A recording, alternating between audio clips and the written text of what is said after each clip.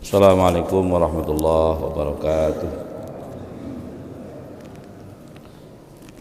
Alhamdulillahirabbil alamin wassalatu wassalamu ala habibina syafiina maulana Muhammadin wa ala alihi wa sahbihi wa man tabi'ahum bi ihsan ila yaumiddin.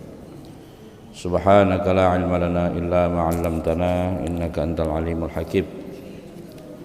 Wa an Abi Nujaid bi dhammin nun wa fathil jim. Dari Abi Nujaid. Nujaid tulisannya dhammah nunnya nu dan wa fathil jim. Jimnya dibaca fathah, Nujaid. Namanya Imran bin Husain Al-Khuzai radhiyallahu anhu. Annam ra'atan, hadisnya annam ra'atan, sesungguhnya ada seorang perempuan min Juhainah, dari kampung namanya Juhainah. Perempuan ini atat Rasulullah sallallahu alaihi wasallam.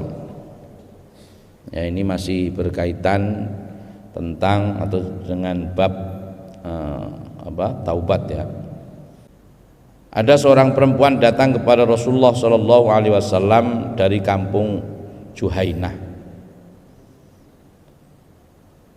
Datang untuk apa? Wahya ya. Dan wahya hubla, dan perempuan ini dalam keadaan zina dalam keadaan hamil minaz zina, dari zina. Perempuan ini datang dalam keadaan hamil hasil perzinaan. Faqalat, maka perempuan tadi berkata, ya Rasulullah, wahai Rasulullah, asabtu haddan faqimhu alayya. Ya Rasulullah, wahai Rasulullah, asabtu haddan, telah terjadi kepadaku sesuatu yang menyebabkan aku dihad, dihukum ya. Had itu, haddan itu satu, kalau hudud itu hukuman-hukuman, yaitu karena berzina. Jadi ada had, ada kisos dalam hukum Islam itu. Jadi kalau kisos jelas ya, kisos itu annan nafsa bin nafsi wal aina bil aini wal anfa bil anfi wal udhuna bil udhun ya. Orang yang membunuh dibunuh ya. Orang yang menghilangkan gigi satu dihilangin giginya yang satu ya, sama. Orang yang menghilangkan mata ya dihukum dengan dicukil matanya juga, sama. Wasinna bisinni wal juruha qisas ya. Itu namanya qisas. Kalau orang membunuh ya dibunuh. Tapi selain qisas, dalam Islam itu ada namanya had, hukum had. Dan orang yang berzina itu hukum hadnya adalah dirajam. Dirajam itu ada yang dicambuk ya, ada yang dicambuk. Jadi dalam Al-Quran itu az-zani fajlidu kulla wahidatin minhuma mi'ata jaldah. Jadi orang yang berzina, kalau dia masih dalam keadaan belum punya istri atau suami, dalam keadaan masih perjaka perawan, dia dicambuk 100 kali ya. Di Mekah itu ada masjid Qisas ya. Masjid yang tempat untuk orang-orang dihukum. Di rajam itu dari kata rojim itu dilempar. Adapun kalau orang yang berzina itu sudah mempunyai suami atau istri, maka hukumannya dirajam. Dirajam itu dilempari batu sampai meninggal, sampai mati. Itu rajam, lebih kejam ya. Ini kalau hukum ini dipakai di Indonesia nggak ada orang selingkuh kayaknya. Takut itu, dirajam ya, dirajam, dilempar. Dirajam dari kata rojim yang dilempar. A'udzubillahi minasyaitonir rajim. Ya, aku berlindung kepada Allah dari godaan setan. Kok yang terkutuk? Nggak tahu itu siapa yang ngarang yang terkutuk. Padahal sebenarnya dilempar, dirajam, ya, dilempari Allah. Tapi sampai di kita di bahasa Indonesia kok bisa yang terkutuk. Nah, terserah lah apa itu, yang penting mananya jelek lah gitu ya, dirajam. Ya Rasulullah, aku ini telah terjadi kepadaku perbuatan yang membuat aku harus dihad. Ternyata hadnya orang perempuan ini, perempuan yang sudah punya suami, ya, sudah punya suami. Dan inilah hukum di Indonesia itu empuk ya, itu sebenarnya. Mau nikah ya pokoknya kalau sudah hamil ya dinikahkan, enak tanpa ada hukuman. Pokoknya hamil nikahkan. Kadang-kadang kita prihatin, ya Allah gitu. Lu lihat Pak Ustadz Warnati sampai pusing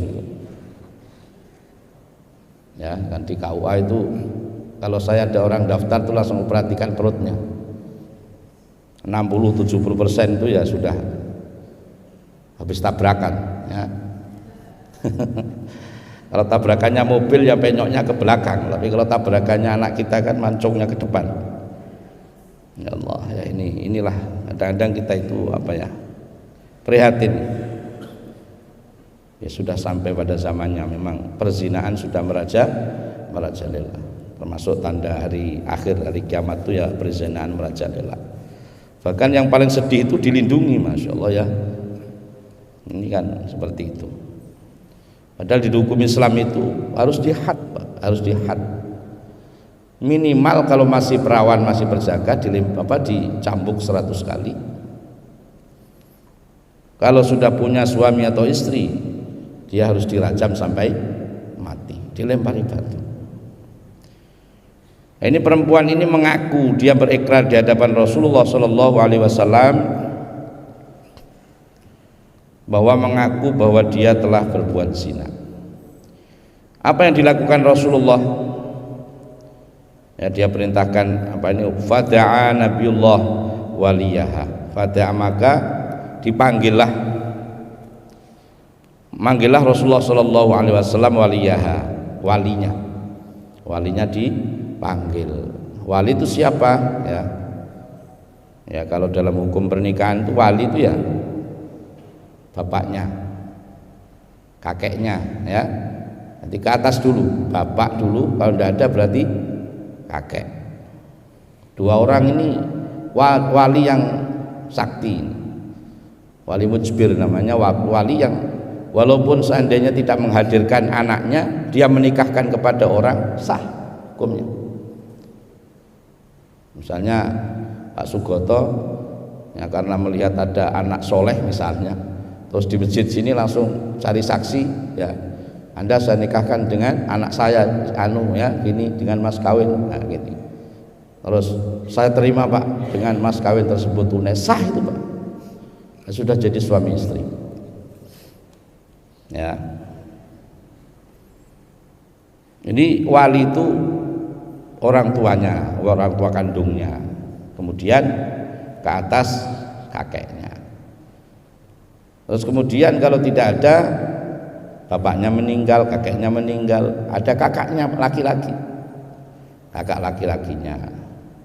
Terus tidak ada lagi, maka adik laki-laki. Enggak ada juga, maka paman dari ayah atau Pak D, paman Pak D, Pak D dari ayah, terus Pak Lek dari ayah. Kalau orang Jawa Pak D dan Pak Lek, bapak tua dan om ya, paman dan om dari laki-laki bukan dari ibu. Nah, itu ini harus dicari. Nah, sekarang itu banyak yang masalah dengan perwalian itu ya, sehingga kesulitan di KUA itu menentukan wali, kadang-kadang pada tipu-tipu jadi ya. Padahal ayah angkatnya mengaku saya ini walinya Pak, itu. Padahal ayah angkat itu bukan wali, ya bukan, nggak bisa menjadi wali. Kemudian kalau seandainya sudah anak angkat dibawa kemana-mana nggak tahu orang tuanya di mana, ya faliyuha fawaliyuha maka yang menjadi walinya siapa? Ya negara. Nah, negara kemudian negara ini mewakilkan kepada kepala KUA. Maka bapak-bapak apa ini yang kepala KUA lah yang menjadi wali, maka biasanya disebut dengan wali hakim. Nah, itu urutannya begitu. Jadi kemudian ya dipanggillah walinya ini. Faqala, dan Rasulullah bersabda, ahsin ilaiha faida wadu'at fa'tini biha. Ahsin ilaiha, ini anakmu bawa pulang dulu ya, kemudian rawat baik-baik, dikasih makan yang enak-enak sampai anak yang dikandung ini lahir ya. Sampai anak yang dikandung ini lahir. Kalau sudah lahir faktini, maka datangkan kemari ya, faktini biha, datangkan kemari nanti. Jadi kenapa kok tidak langsung dirajam saat itu juga, Pak? Karena di dalam perut perempuan ini ada bayi, yang bayi ini tidak memiliki dosa. Nah, kalau sebutan anak zina itu ya salah sebenarnya. Nggak ada anak itu zina, nggak ada. Yang zina siapa? Ya orang tuanya yang zina. Anak ini hasil hubungan zina, iya, tapi tetap dia itu fitrah, dia tetap suci dan tidak boleh disia-siakan ya. Nah, kalau kita berbicara tentang perzinaan, ya Allah, luar biasa. Anak-anak kita sekarang itu kayaknya nggak dianggap pacaran kalau belum tahu rasanya gitu ya, kayak gitu. Ya Allah, naudzubillah min. Ini orang tua kita ini, sebagai orang tua ini harus pengawasannya ekstra untuk anak-anak kita ini. Anak-anak kita ini banyak tipu-tipunya. Datang ke masjid ternyata nggak sampai ke masjid tapi belok kemana, terus kemana, ya sudah. Wallahu alam bisawab. Taqabbalallahu minna wa minkum taqabbal ya karim. Nah, nanti baru udah terjadi apa-apa kita yang pusing. Ini kita yang punya anak-anak laki-laki perempuan sama saja, karena nggak mungkin perempuan bisa hamil tanpa laki-laki ya. Demikian pula ya laki-laki nggak akan bisa menghamili kalau tidak ada perempuannya. Semua sama. Kita hati-hati, tawaspada. Kalau punya anak, kemarin sampaikan beliau Pak Tohar itu, kalau cuma nakalnya cuma tidur itu nggak apa ya, tidur nggak maksiat ya kan, itu. Kalau tidur bareng nggak apa-apa. Yang bahaya itu melek tapi bareng-bareng. Kalau tidur bareng kan nggak masalah. Orang sudah tidur bareng ya nggak apa-apa tidur bareng. Tapi yang bahaya, paling bahaya kalau melek bareng-bareng. Ya. Jadi kemudian setelah lahir perempuan itu sudah melahirkan, maka benar ini orang tua fa'ala. Didatanglah kepada Nabi Muhammad sallallahu alaihi wasallam. Fa'amara biha Nabiullah sallallahu alaihi wasallam, kemudian Rasulullah memerintahkan kepada walinya fasyuddat alaiha, ikat dia, kemudian diikat bisiabiha, diikat dengan bajunya, diikat, dililit. Tsumma amara biha, kemudian diperintahkan farujimat, kemudian dirajam sampai meninggal, sampai mati. Namun setelah mati, setelah meninggal, tsumma shalla 'alaiha, kemudian salatlah Rasulullah 'alaiha kepada perempuan ini. Disolatkan oleh Rasulullah. Faqala lahu, maka berkatalah lahu kepada Rasulullah, siapa yang berkata proteslah gitu. Umar bin Khattab ini protes dia. Ya biasa begitu ya kan. Kadang kalau nggak tahu ya begitu. Dari zaman Rasul begitu. Kayak nggak terima begitu. Ya Rasulullah, waqad zanat. Ya Rasulullah, engkau mensolatkan sedangkan dia ini berzina. Kenapa engkau mensolatkan dia? Faqala, maka Rasulullah sallallahu alaihi wasallam bersabda, laqad taba taubatan law qusimat baina sab'ina min ahlil Madinah lawasa'tum. Begini wahai Umar, Laqad tabat, perempuan ini sudah bertaubat. Dengan dirajam itu berarti dosanya sudah tidak ada, dia bertaubat kepada Allah. Jadi kalau yang sudah dirajam kena rajam di dunia, maka di hadapan Allah nanti sudah selesai. Nah yang belum kena rajam, wallahu a'lam, ya nggak tahu kita ya. Ini sudah bertaubat, dia taubatan dengan taubat yang sungguh-sungguh ya. Nah babnya di sini, makanya hadis ini dimasukkan dalam bab taubat. Taubat itu walaupun dosa sebesar itu, kalau taubat betul-betul ya, ditaubatnya diterima oleh Allah. Kamu mau tahu wahai Umar, lau kusimat baina sab'ina min ahlil Madinah, taubatnya ini seandainya dikumpulkan 70 orang di Madinah ini orang Madinah ini, lawasa'hum, maka taubatnya ini lebih luas dia daripada orang yang 70 yang kita kumpulkan. Ya, ini kalau bertaubat. Wahal wajadta, apakah engkau pernah menemukan afdalu min audal min anjadat binafsiha lillahi azza wa jalla? Apakah engkau pernah melihat, menemukan seorang perempuan yang sudah menyerahkan dirinya kepada Allah Subhanahu wa ta'ala dengan sepenuhnya, ya, dan dengan sepenuhnya. Jadi sudah menyerahkan dirinya kepada Allah, dia bertaubat kepada Allah, ya, maka orang ini taubatnya diterima oleh Allah Subhanahu wa ta'ala. Ini alasannya kenapa aku mau mensolatkan dia ketika dia dirajam dan meninggal. Rawahu Muslim, ya, diriwayatkan Imam Muslim. Jadi sebesar apapun, ya, inti dari hadis ini adalah dosa yang dilakukan manakala seseorang itu sudah menyerahkan dirinya kepada Allah dengan taubat yang sebesar-besarnya, ya, maka dengan taubat yang sungguh-sungguh, maka dosa itu akan diampunkan Allah Subhanahu wa ta'ala. Nah disinilah dipakai hukum Indonesia, ya, sudah pokoknya suruh taubat banyak-banyak, yang penting nanti taubat betul-betul, nanti taubatnya diterima Allah, sudah normal, ya, seperti itu. Ini ya.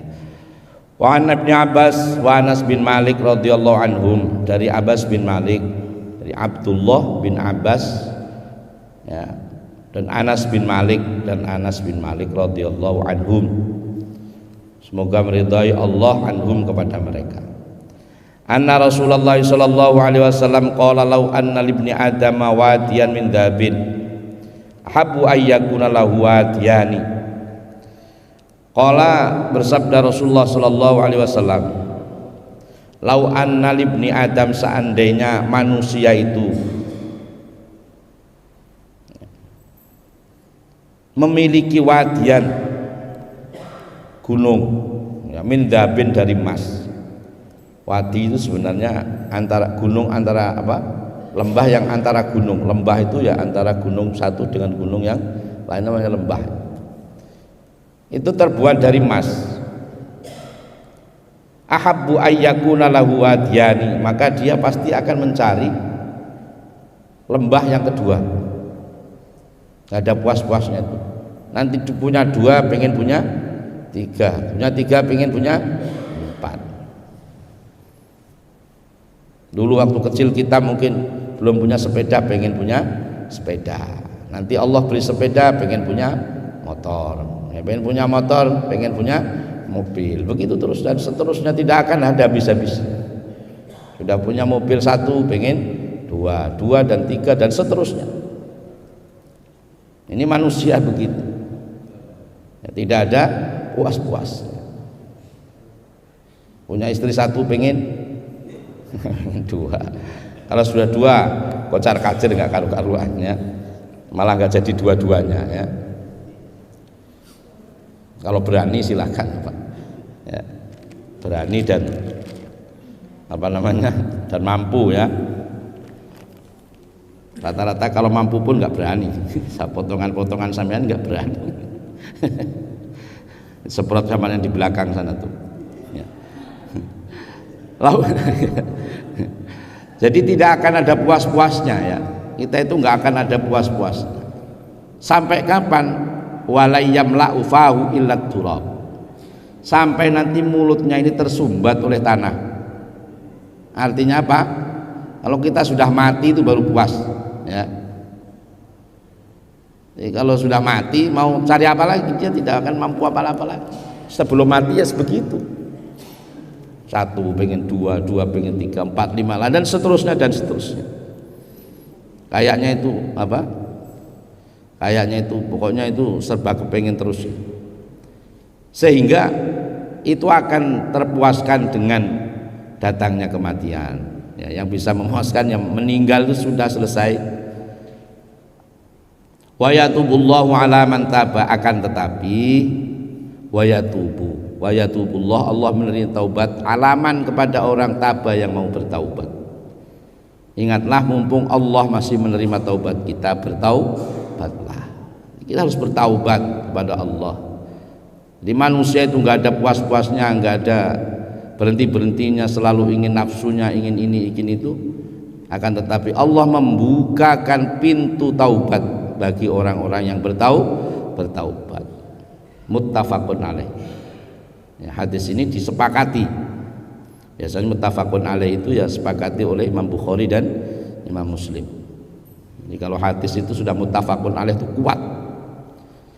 Jadi ada hadis itu muttafaqun alaih.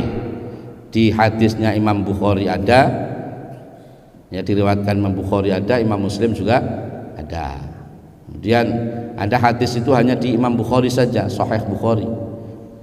Itu statusnya di bawahnya muttafaqun alaih tadi.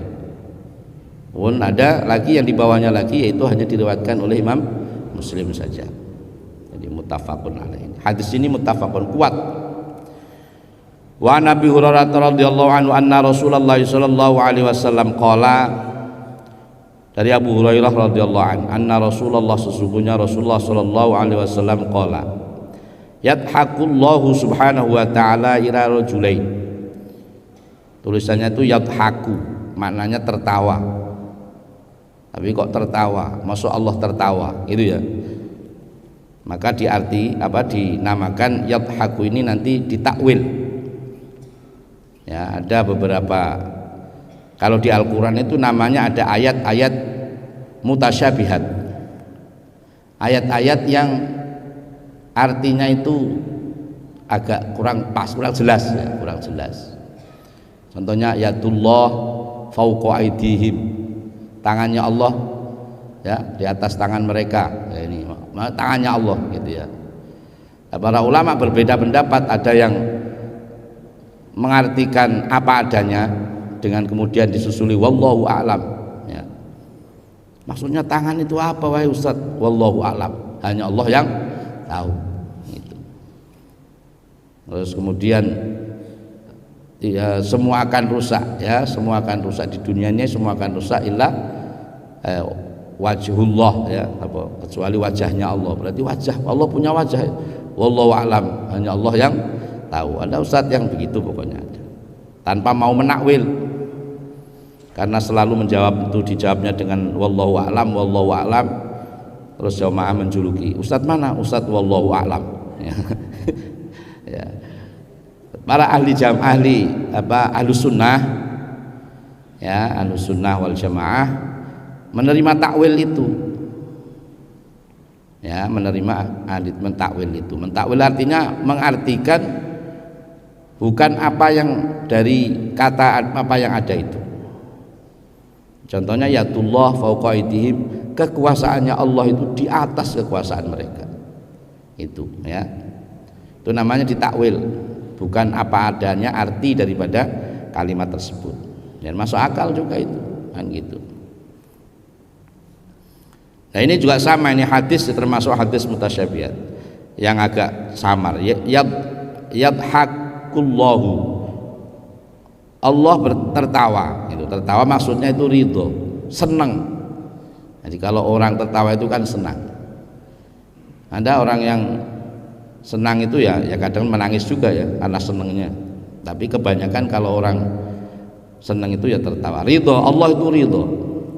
Yadhakullahu, Allah senang Subhanahu wa ta'ala ila rajulaini, kepada dua laki-laki, yaktulu yang membunuh ahaduhuma, salah satunya al-akhara pada yang lain, yadkhulanil jannah, masuk surga.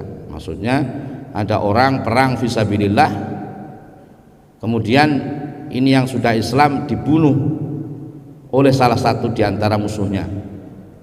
Nah, ini dia mati syahid dan Allah senang. Jadi yuqatilu hadza fi sabilillah. Mereka mati, orang yang mati syahid ini meninggal di jalan Allah Subhanahu wa taala. Allah senang, Allah ridho. Kemudian yang membunuh ini tsumma yatubullahu 'alal qatil. Orang yang membunuh ini setelah membunuh orang itu kemudian dia bertaubat kepada Allah, fayuslima, dan kemudian masuk Islam. Ya, kemudian masuk Islam, fayustashhadu, kemudian berperang dan dia juga mati, dia juga meninggal, matinya pun mati syahid. Jadi ini banyak sahabat-sahabat dulu, ya, sahabat-sahabat dulu itu seperti banyak seperti itu. Sebelum masuk Islam itu Khalid bin Walid itu kayak apa, ya, apalagi Walid, ya, yang membunuh Sayyidina Hamzah dengan hujaman lebih dari 70 hujaman di dadanya Sayyidina Hamzah.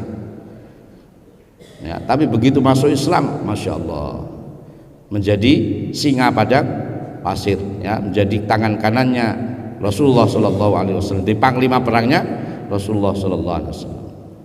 Ini Sayyidina Hamzah yang dimakamkan di Madinah itu, yaitu yang mau digusur tahun 2012, ya, itu masih sampai sekarang. Itu lebih 70 tusukan pedang panah. Itu yang membunuh adalah Khalid bin Walid. Ya, karena Rasulullah, karena apa? Karena Sayyidina Hamzah ini melindungi Rasulullah supaya enggak kena apa? Pedang atau panah pada perang Uhud. Ya, karena orang Muslim kalah pada waktu itu karena rebutan harta rampasan perang. Belum selesai perang sudah rebutan, akhirnya kalah. Ya. Di pasukan yang di Gunung Suturun mau ingin rebutan itu, akhirnya pasukannya musuh, ya, kafir Quraisy, dia mengepung dan mengujangi panah sampai meninggal, wafatlah, ya, paman Rasulullah Sayyidina Hamzah, yang dimana beliau karena melindungi Rasulullah sampai lebih 70, ya, dikatakan 70 panah menancap di dada sang Sayyidina Hamzah. Nah, yang membunuh ini kemudian Khalid bin Walid ditaubat dan masuk Islam, dan akhirnya juga terbunuh juga, sama kasusnya, sama, ya, dia juga terbunuh. Maka orang seperti ini sangat disukai oleh Allah Subhanahu wa ta'ala, membuat Allah ridho, ya, Allah senang.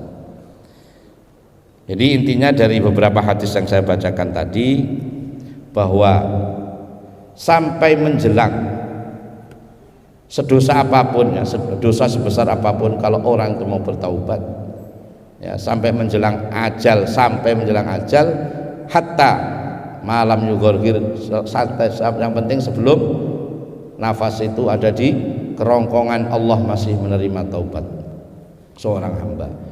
Allah bentangkan luasnya kasih sayang Allah dengan menunggu taubatnya kita ini, ya, sebagai hamba Allah. Dan mudah-mudahan dengan beberapa hadis yang saya bacakan tadi membawa manfaat kepada kita semuanya, dan mudah-mudahan, ya, kita ditakdirkan setiap saat senantiasa beristighfar, mohon ampunan kepada Allah Subhanahu wa ta'ala, karena kita ini kadang nggak sengaja, kadang kita ini terpleset, kadang kita ini tidak tahu, ya, gitu, nggak sadar kita telah berbuat dosa kepada Allah, sehingga Rasulullah sendiri yang sudah dilindungi oleh Allah, ya, sudah ditanggung surganya oleh Allah, itu tetap senantiasa setiap harinya